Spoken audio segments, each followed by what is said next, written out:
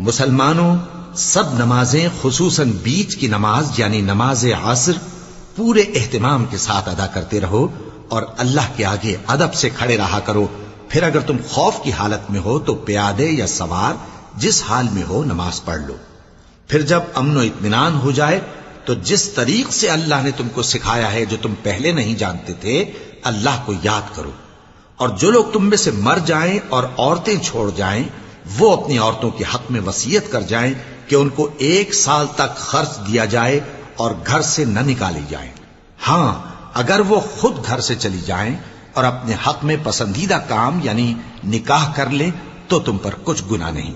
اور اللہ زبردست ہے، حکمت والا ہے. اور مطلقہ عورتوں کو بھی دستور کے مطابق نان و نفقہ دینا چاہیے. پرہیزگاروں پر یہ بھی حق ہے. اسی طرح اللہ اپنے احکام تمہارے لیے بیان فرماتا ہے تاکہ